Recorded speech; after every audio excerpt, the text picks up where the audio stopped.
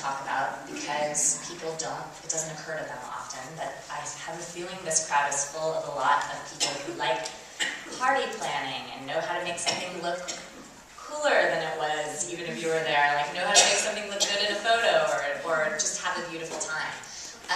The last couple of years, we launched this thing called the Mighty Summit, that's a photo of Erin sabering off the top of a bottle of champagne, which is incredibly easy to do. Talk to me later.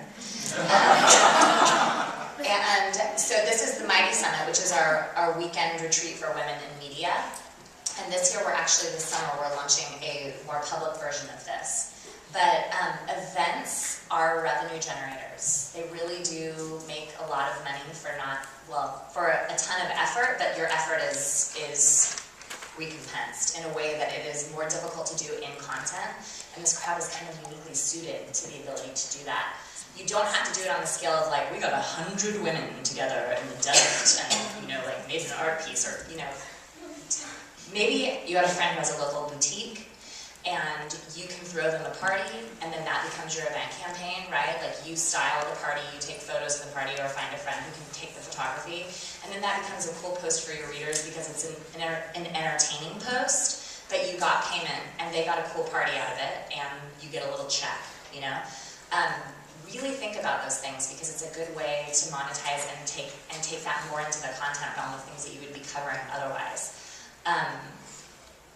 A lot of media companies do this. If you look at any kind of the New Yorker even has New Yorker events where their writers come and speak, and there's a reason for that because there's money there. One thing I would say to that I think would be more difficult for a very design-intensive crowd is that you have to remember that you are there to take work off the shoulders of the person who is giving you money. So I've heard a lot of creative pitches. I was actually talking to a friend about a pitch she had for anthropology, where she was like, here's what you should do. You should have a contest, and everybody submits a design for your windows, and then the winning person gets to do the shop window in a semi-major metropolitan area, like a Chicago, San Francisco, something like that. So I can guarantee that the person on the other end of that pitch, what you're hearing is that would be awesome. It would get huge play. It would be linked everywhere. Have you any idea how anthropology would have a response to this? And it's true.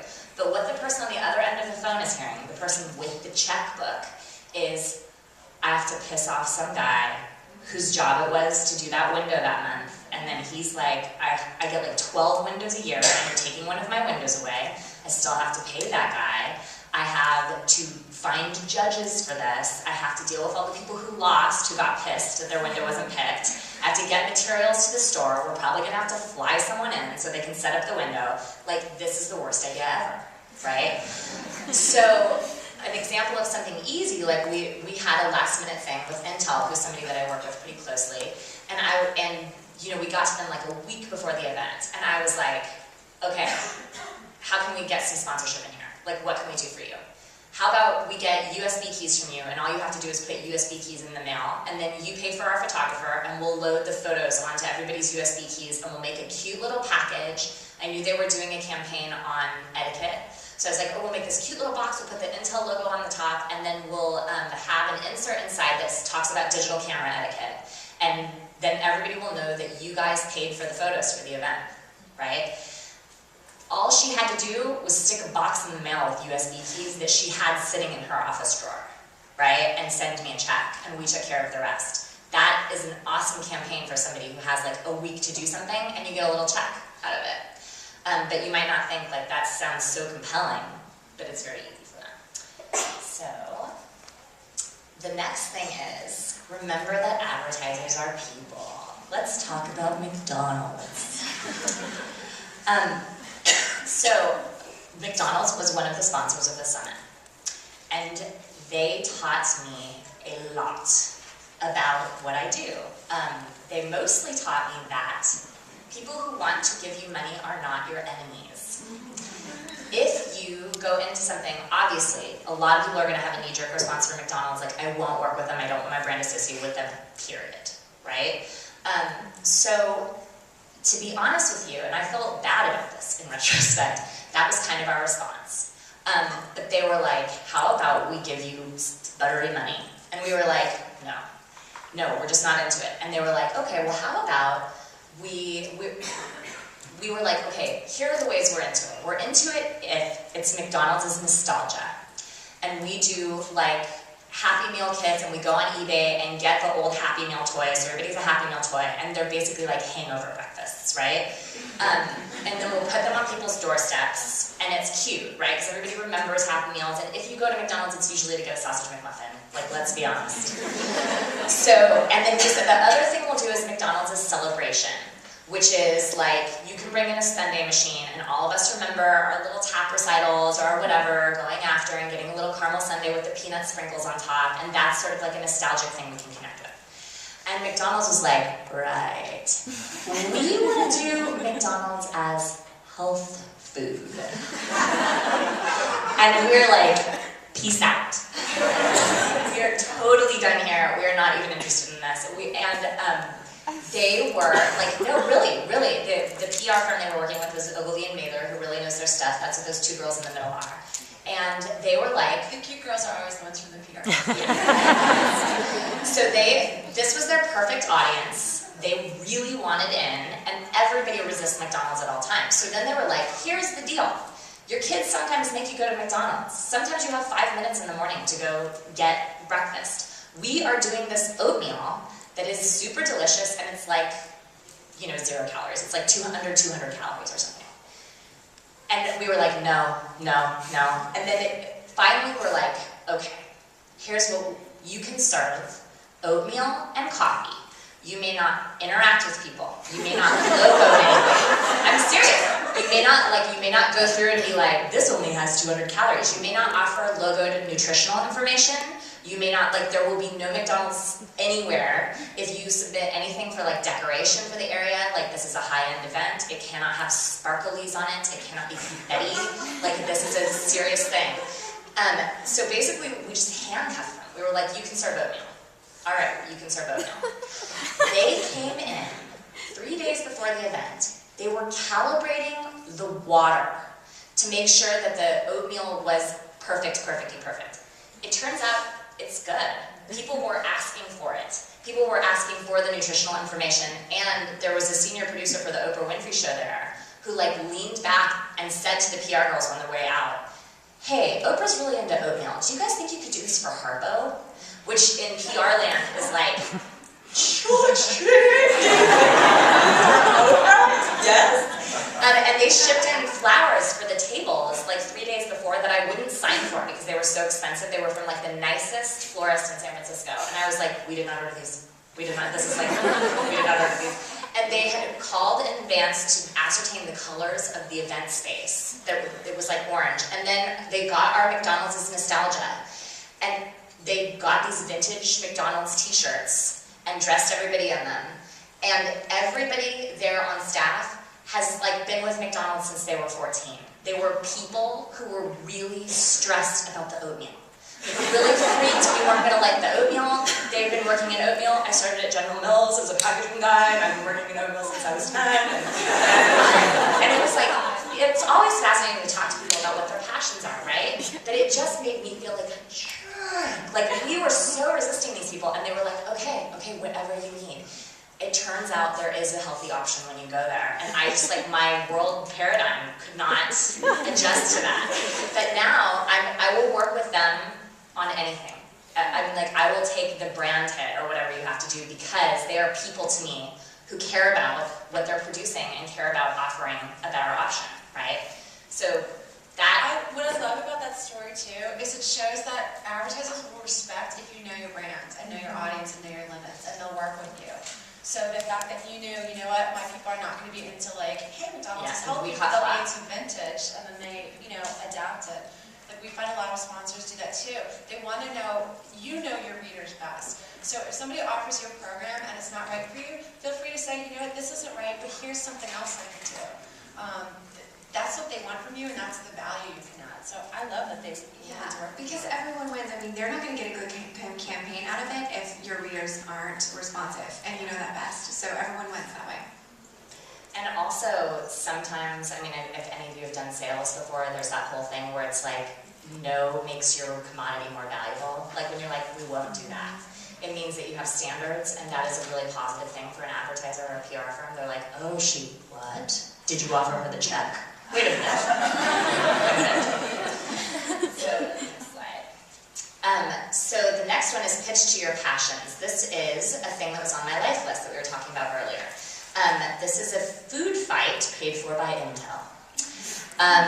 What happened with this is I also have been working with Federated Media for a long time, and I got to a point where I was like, this is something we talked about last year, so I need a marketable narrative. Like, I need something where if people don't remember my name, they remember what I'm doing, and they can go back and Google search that, because people don't remember your name, they don't remember your face, but they remember that you bought a house in Paris and you're renovating it, or you have a cabin, you know, that you're doing a Southwestern Swedish thing on, you know? So I was like, I'm a Renaissance person. How can I get paid to do whatever I want, right? So I made this list of things I wanted to do before I go. I called it my Mighty Life List, and now just my life list. And at first the response, which was totally valid, was, oh, how strange, a blogger wants to get paid to go to Greece. What a surprise, right? It's tough to get advertisers to bite on that, right? But there was a very visionary young man at Federated, his name is Jason Ratner, and he works really closely with Intel, and they had this Sponsors of Tomorrow campaign. So they, meanwhile, I'm on my site writing about all these things, I'm crossing off on my list, my readers are expecting this content. And then Intel comes and is like, we're the sponsors of tomorrow. We will sponsor 10 things on your list. So it was like a year and a half of sales and pitching though, because it was such a weird idea. It's hard to get somebody to trust you. But it's a very marketable narrative. I learned to roll in a kayak, they sent me to Greece, I swam with bioluminescent plankton in Puerto Rico, I ziplined, yada, yada, yada. And we did a campaign later with Verizon, and right now there's a bunch more in the works. But that is if you can think of your life in terms of things you would be doing otherwise, but that have a story around them, and then make that the story of your site, that's how you can turn advertising into an italicized statement at the bottom of the page of a post you would have written otherwise, right? So it's like, okay, I'm in Greece, you guys want to hear about that? Yeah.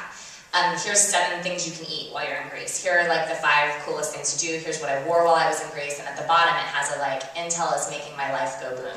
You know, thank you. So next slide. And this is our last slide, so we should all kind of jump in on this. We've touched on this a little bit. It is tough to know your worth. You're worth a lot.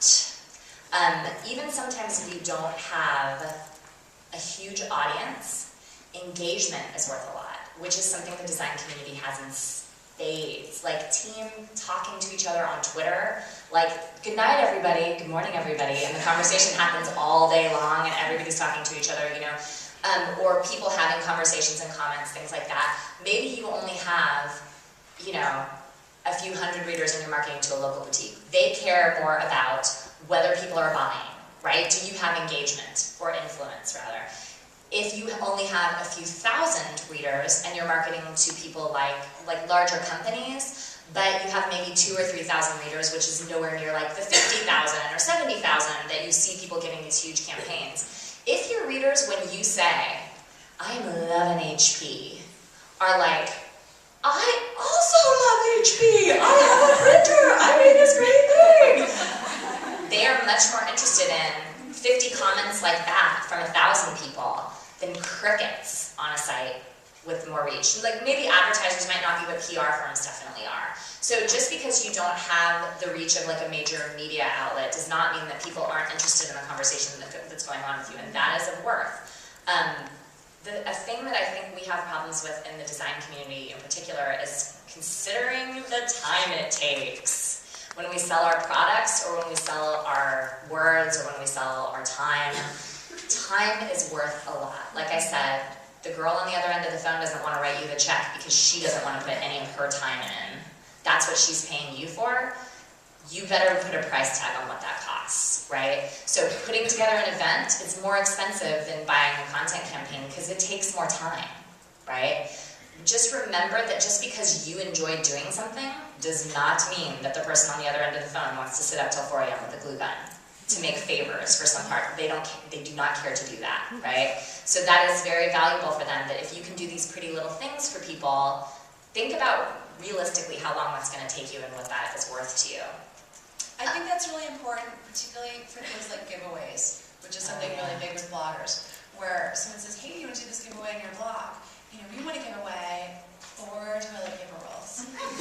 And you might be like, actually, you know what, I just wrote up this whole craft project with toilet paper rolls, and that's great, because at the end you got the rolls, right? And so kids can, so maybe it has value. So then you figure out a way to do it, it's on brand, you put it on your site, you think this will be great. And then what you don't realize is, then you have to like post the contest, you have to monitor the comments. If you're doing those crazy like, tweet this for 8 extra entries, you have to follow that step too. Then you have to notify the winner, you have to make sure they're valid, you have to send them the product, you have to do fulfillment. It's time consuming, and time is money. And maybe you could have put that time instead of into doing another post that would have brought more engagement. So I think you have to also consider, is this worth it for me? And am I charging enough for it for my time? And you know what? Maybe you're not. Maybe a fair rate for your time isn't yet. Maybe you haven't earned that yet. I mean, and that's the reality. Is not everybody can get like $500 a post to start. But you could get $10 an hour. You could get 20, I mean, you know where you are. Start with that, and then see if somebody balks. And if they don't, be like, I want $20 an hour. And then see if somebody balks. I want 30. I want 500. Which is what Erin was talking about putting her toe in. Yeah, and I think too, if you're not charging for giveaways, P.S., you need to be charging for giveaways. Oh, yeah. It's not doing it. I mean, I think for me at the beginning, I was like, oh my God, like I'm so honored. You want to give away on my site?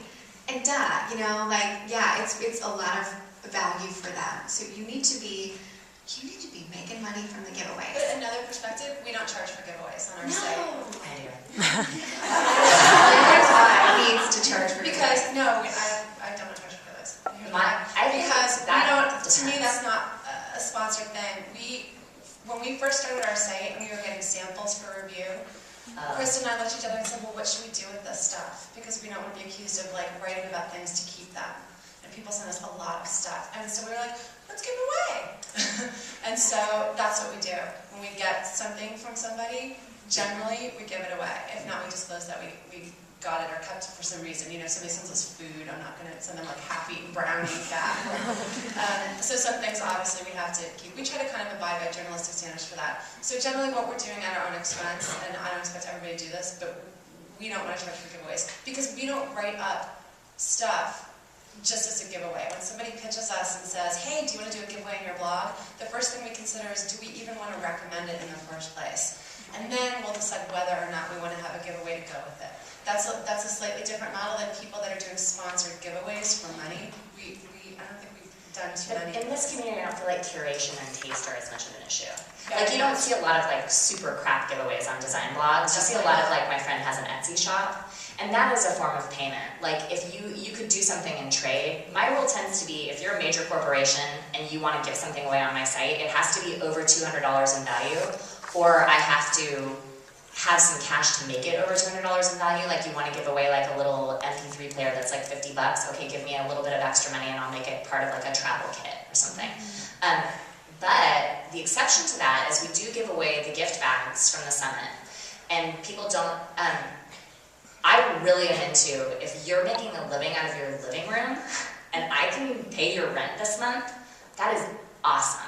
And then it creates goodwill. Maybe you get a cute necklace out of it or something, but like, if you're running an Etsy shop out of your living room and the idea of donating like 30 items is totally terrifying to you, but I can guarantee you're gonna sell that many times 2 or times 3, then that's a worthwhile thing for me, just because of the goodwill factor. And I know a lot of us feel like that. If you've ever been an artist or worked with artists, you know who can afford it and who can't.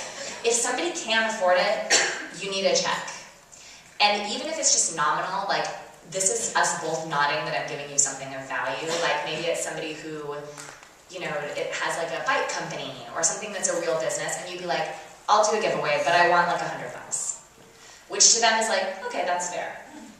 And that's, you know, I think that's a good point, and I should differentiate, mostly because we're dealing with small businesses and crafters and stuff. Right. I think it's unconscionable to say, well, give me one and give one for my readers. Like, this is like somebody making something out of their home. So we say, you know what, we really want to see one for review, but we'll be happy to send it to a reader afterwards if you'd like. That is awesome. But that's different. I think that's super cute. Thank you. No, I love that. It makes us feel all together. Yeah, I think quickly, an easy way to measure